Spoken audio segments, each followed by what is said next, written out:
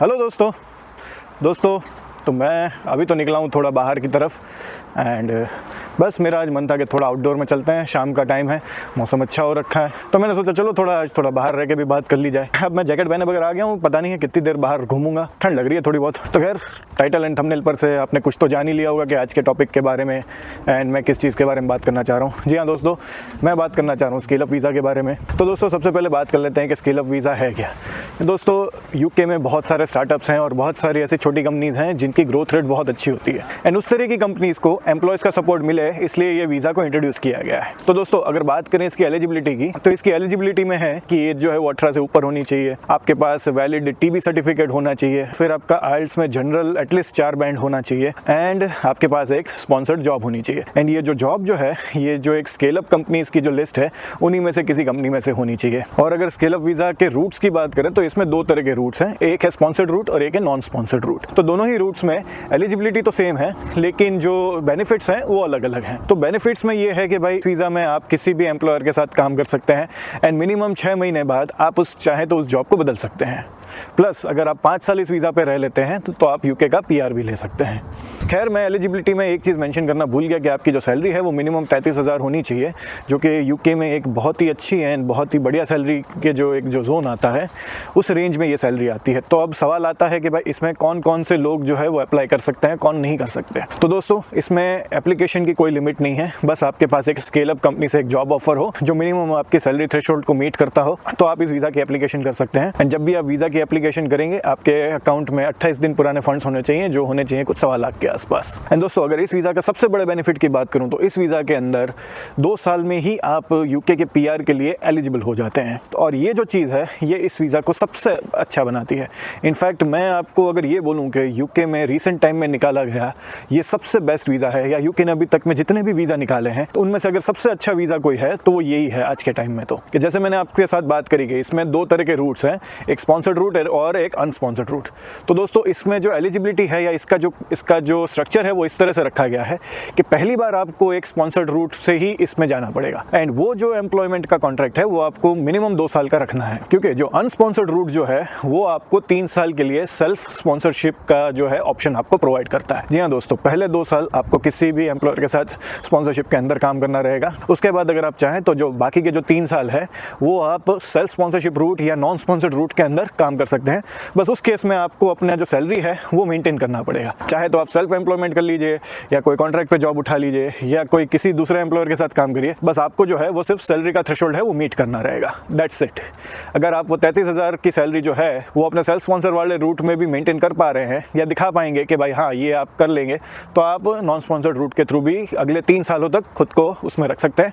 जितनी चाहे जॉब करें, चाहे तो बिजनेस करिए, चाहे तो जो करना है करिए, एंड 5 साल के बाद आप यहाँ का पीआर ले सकते हैं। तो है ना दोस्तों, सुनने में और समझने में आसान, इजी एंड बढ़िया। लेकिन दोस्तों अब मैं थोड़ी मनुष्यतों वाली बात कर लेता हूँ। तो दोस्तों मनुष्य बातें करने के लिए मैं अपने कमरे में वापस आ चुका हूँ। तो दोस्तों अगर ड्रॉबैक की बात करूँ तो सबसे बड़ा ड्रॉबैक तो वही है, इसमें भी आपको एक स्पॉन्सर्ड जॉब तो चाहिए। अब आप टीयर 2 वीजा में किसी टीयर 2 कंपनी से स्पॉन्सरशिप लेटर लेते थे, स्पॉन्सर्ड जॉब लेते थे, अब आपको इस वीजा के लिए एक स्केल अप कंपनी से जॉब ऑफर लेना रहेगा। दूसरा ड्रॉबैक जो पर्सनली मुझे लगता है कि इस वीजा के अंदर कोई भी फ्रेशर फॉल नहीं करेगा, या कहेंगे कोई भी ड्राइवर, स्वीपर, क्लीनर, वेटर या जो इस तरह की जो भी जॉब करने वाले लोग हैं, ये लोग शायद इसके अंडर फॉल ना करें, क्योंकि दोस्तों इसका जो मिनिमम जो सैलरी थ्रेशोल्ड जो रखा है वो 33,000 का रखा गया है एंड 33,000 पाउंड जो है वो यहाँ पर एक काफ़ी बड़ी रकम होती है। ये मिनिमम 3 से 5 साल जिसका एक्सपीरियंस होता है उन लोगों को मिलती है, कुछ अगर रेयर केसेस में हुआ तो 2 साल वालों को भी मिल जाती है। मैं यहाँ पर जनरल स्टूडेंट्स, जनरल लोगों की बातें कर रहा हूँ जो ऑक्सफर्ड, हार्वर्ड, कैम्ब्रिज इन जगह से पढ़कर निकले हैं, उन लोगों की बातें यहाँ नहीं हो रही है। बहुत ही बड़े महान लोगों की बातें यहाँ पर नहीं हो रही है, मैं अपने जैसे एवरेज लोगों की बातें कर रहा हूँ। तीसरा जो पॉइंट जो मुझे लगता है कि अगर अभी हम टीयर 2 वीज़ा की या कहेंगे स्किल्ड वर्कर वीज़ा की अगर हम बात करें तो इसमें अभी ये होता है कि भाई एक एम्प्लॉयर को जो है वो सिर्फ स्पॉन्सरशिप का लाइसेंस लेने के लिए ही 40 से 50 लाख रुपए देने पड़ते हैं। डिपेंड करता है कि कंपनी का साइज एंड कंपनी की जो कैटेगरी है वो कौन सी है, प्लस कितने लोगों का लाइसेंस लेना है। फिर उसके अलावा हर साल उस लाइसेंस की रिन्यूअल फीस देनी पड़ती है, उसको एक्टिव रखने के लिए काफ़ी पैसा देना पड़ता है, प्लस जितने भी बंदों को टीयर 2 पे हायर करना है उसकी प्रोसेसिंग की जो फीस है वो अलग लगती है। तो एक कंपनी के लिए अगर टियर 2 में अगर किसी को हायर करना है तो बहुत ही लेंथी प्रोसेस, बहुत ही टायरिंग प्रोसेस है। एंड अगेन अभी भी मैं वो डॉक्यूमेंट्स और इन सब चीज़ों की तो मैं बात ही नहीं कर रहा हूँ, मैं सिर्फ फीस की ही बातें कर रहा हूँ। इसके अलावा 50 डॉक्यूमेंट तो मेंटेन करने पड़ते हैं उनको, तो वो सब चीज़ों पे तो बात ही नहीं हो रही है। स्केल अप वीज़ा में ये बोला जा रहा है कि ये स्टार्टअप्स जो हैं या जो छोटी कंपनीज जो है, इनकी एम्प्लॉयमेंट से रिलेटेड तकलीफों को दूर करने के लिए लाया गया है। लेकिन अगर उन कंपनीज के ऊपर भी इस तरह की लंबी प्रोसेस और टायरिंग प्रोसेस और कॉस्टली प्रोसेस अगर उनके लिए भी डिज़ाइन करी गई है कि हो सकता है ऑन ग्राउंड ये वीज़ा फेल हो जाए। एंड चौथा जो ड्रॉबैक, जो मुझे लगता है कि आने वाले दिनों में ये चीज़ तो डेफिनेटली होने ही लग जाएगी। देखिए दोस्तों, अभी भी टियर 2 जो है वो यूके में एक बहुत बड़ा धंधा है। जी हाँ दोस्तों, टियर 2 की एक अलग बिजनेस मार्केट है यूके में। अगर आपको यूके का टियर 2 चाहिए तो कई कंपनीज होती हैं जहां पर आप पैसे देते हैं और बदले में वो आपको टियर 2 वीज़ा देते हैं। अब कोई कंपनी 3 साल का देती है, कोई 5 साल का देती है, डिपेंड करता है आप कितना पे करते हैं उनको। और इस पर मैंने एक डेडिकेटेड वीडियो भी बनाया है, तो आप चाहें तो मेरे चैनल पर जाके उसको देख सकते हैं। तो अभी आने वाले दिनों में कोई कंपनी होगी वो जो है वो अब आपसे स्केल अप वीज़ा के लिए चार्ज करेगी। एंड दोस्तों बिलीव मी कि स्केल अप का धंधा जो है वो टियर 2 से भी ज्यादा अच्छा फैलेगा, क्योंकि इसमें 2 साल बाद तो आप फ्री हो जाते हो। तो दोस्तों अभी जितना प्राइस आपको टियर 2 का 5 साल के वीजा के लिए देना पड़ता है, आपको आगे जाके सिर्फ 2 साल के स्केल अप वीजा के लिए देना पड़ जाएगा उससे। 5वां ड्रॉबैक, अगर मैं एम्प्लॉयर हूं, मैं अगर आप में से किसी को जॉब देने वाला हूं, तो मैं आप में से किसी को भी स्केल अप वीजा पे तो हायर ना करूं। वो इसलिए दोस्तों कि आप चाहें तो 6 महीने बाद या 2 साल बाद मुझे छोड़कर चले ही जा सकते हैं। एंड इस केस में अगर मैंने सब कुछ कॉस्ट बेयर करी है या मैंने एक बड़ा जो कॉस्ट बेयर किया है, चाहे वो लाइसेंसिंग का हो, चाहे वो वीज़ा को एक्टिव रखने का हो, या फिर वीज़ा रिन्यू कराने की जो कॉस्ट हो मेरी, अगर ये सब चीज़ों में अगर मुझे एक बड़ा कॉस्ट बेयर करना पड़ रहा है तो डेफिनेटली मैं इस वीज़ा के अंडर तो किसी को भी मैं नौकरी ना दूं। आज टियर 2 में अगर मैं किसी को हायर करता हूं तो मुझे इतना पता है कि वो बंदा 5 साल तक तो मुझे छोड़ के नहीं जाएगा, एंड वो 5 साल तक अपने खुद के लिए मुझे छोड़ के नहीं जाएगा।